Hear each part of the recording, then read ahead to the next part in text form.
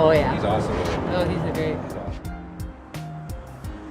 I've lived in Phoenix since I was since 1981. Grew up out here. Started doing comedy when I was in college, and then sort of that was the I don't know. That's what I wanted to do. Comedy show about 10 minutes. 10 minutes. Comedy show will be starting. So get your drinks, get your smokes. Comedy show will be starting in 10 minutes.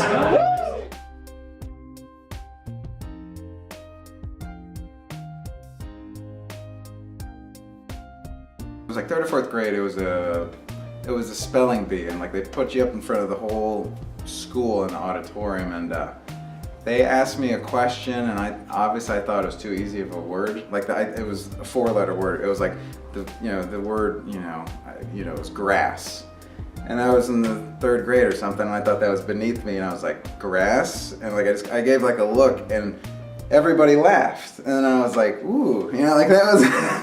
That was a good feeling. That was a rush. I mean, when I was a kid. But anyways, so Valentine's Day. Here's how I spent my Valentine's Day. I had a couple comics come over and they filmed me in front of a fireplace. Yeah, it was very sexy. I put a log in the fireplace. It was burning bright. There's a scented candle in the shitter, but it was good. When did you move to LA? Man, about, I guess, I graduated college 2002. I'm guessing around 2005, 2006, somewhere around there. This comedy scene in LA, it was, I didn't find any camaraderie. Like, I didn't meet anybody who, like, they were, like, nobody was laughing at the other comics. You know what I mean? Nobody seemed to be enjoying it. Like, the typical answer in LA, if you go to LA, people go, just how are you doing? How you feeling? And the 90% of the time you hear, living the dream. But they mean it so sarcastically, and they're so pissed off to be there. And I'm like, well, fucking move. You know what I mean? Like, if you hate it so much, you're doing the same 7 minutes that you're really is going to slam on Leno. You really have been honing that thing because you're an actor, you don't really want to be a comic, but your acting coach said it would be a good idea to get on stage any chance you get, and you're clogging up the artery.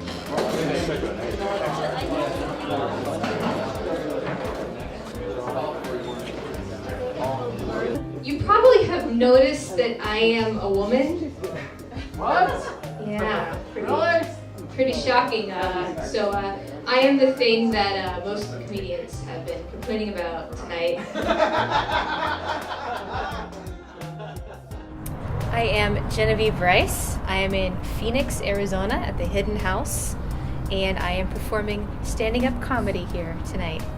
There are thoughts of going to LA or New York to pursue a comedy career, but I mean, I haven't really been very serious about it. It's mostly just something I do on the side. Tell me about yourself. I'm Jamie Sanderson, and you should never end a sentence with a preposition. That's why I am. I'll tell you what motivates me is the idea, like I have no preconceived notions that I'm ever going to go anywhere, do anything. Not even necessarily sure that I want that to happen. What I know is I don't want to live my life working a job and then coming home and watching TV until I fall asleep and then getting up and repeating that cycle. That's something I don't want to do. You guys got a light? You guys get a light? Yes. Well, I'm here at the comedy show, so I'm very excited. There's a largish crowd. They're kind of stone-faced and kind of douchey, but we'll see how it goes. I think that it started great. It kind of. You mean me personally or the whole night? Yeah, like the. Wait. I think the earlier part. Oh shit, did I just start to care about what you thought?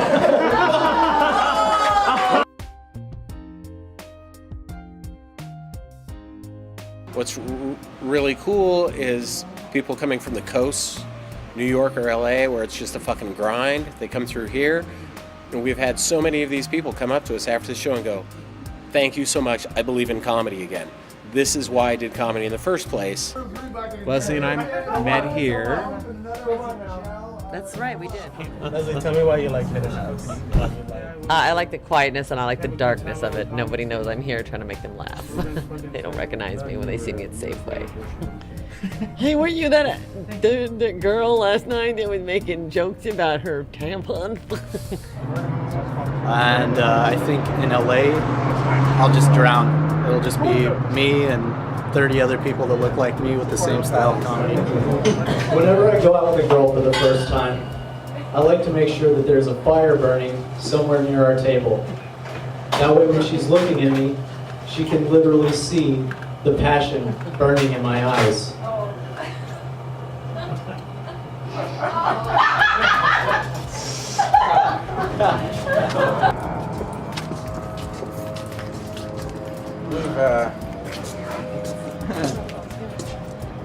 We were smoking one time, and a guy, all we heard was a voice, and the guy just goes, "Hey, come here." And then, it was that house, wasn't it? Oh yeah. "Hey, come here." And we're like, "No." The first time I did comedy was, it was at the Tempe Improv. It was like a workshop they held there. I met Steve through the class through there, and then started probably seeing him more than anybody, just doing 4 or 5 times a week. Well, a lot of in those classes, you do it the first time and you do really well and you have nothing to compare it against. And then you'd bring out all your friends, or you had a really good first thing, and then people would come out and they'd go do a dive bar open mic, and it would be so jarring, they would stop doing it. They would never do it again. So, if you can manage the second time not going well so much, you kind of have you can be in the suck. You know what I mean? Like you're not going to quit. So I didn't want Maxwell to quit right away.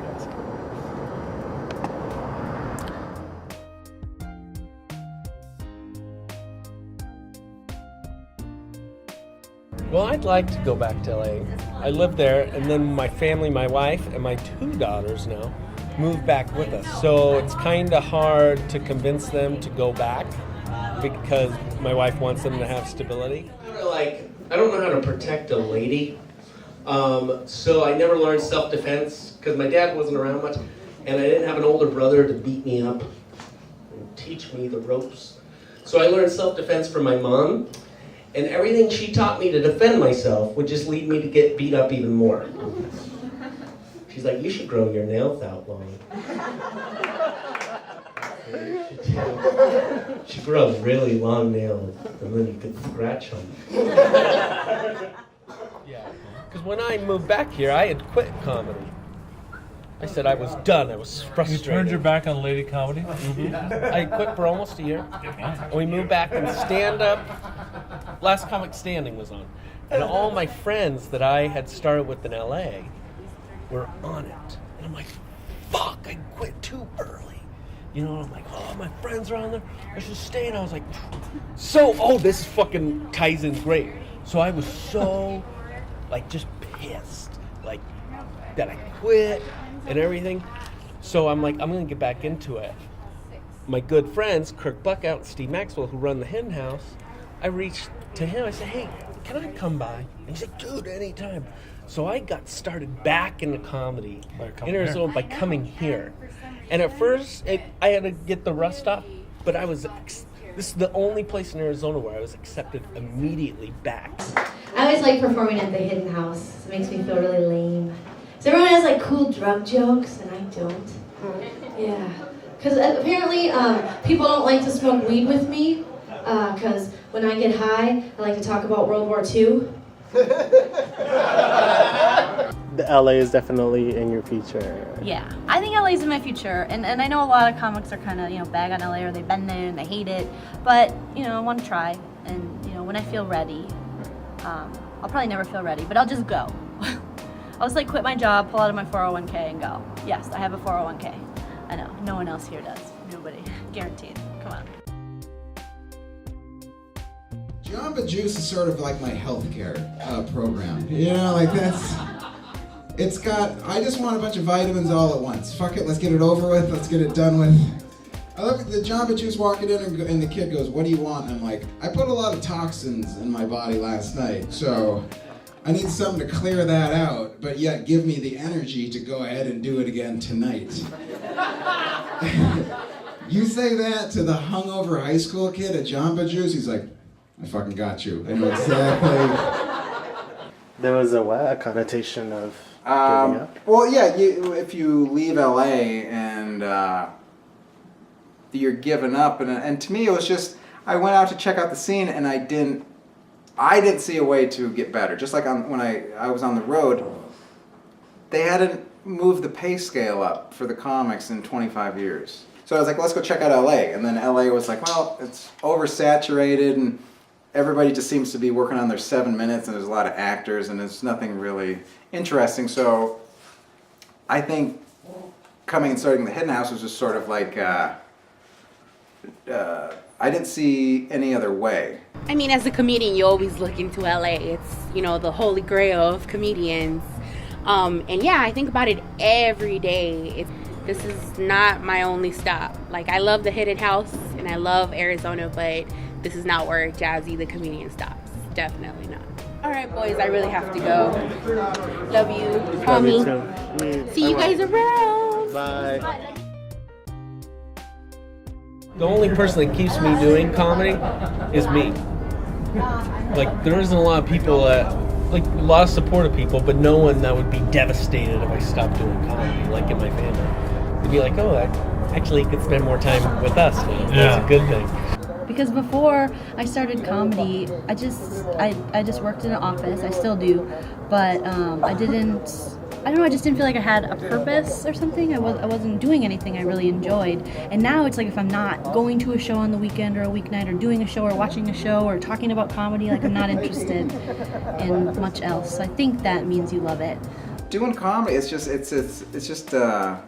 when you have those moments on stage where it's just such an adrenaline rush. Like, it's better, like I say kind of jokingly, but I go, it's the rush from you get when a joke really works. It's like better than any drug I've had so far.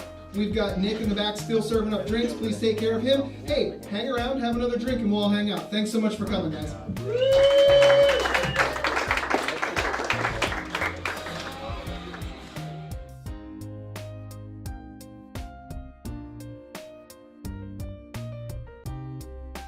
The audience, just like everyone that was seated, it was like they were just awful people. Everyone that was seated. Yeah. Not the people standing were fine. Dude, I was seated. That one lady chased me out. Hey, here's one of them. No, he was good. He was Then good. you, sir, are a dick. He was a good audience.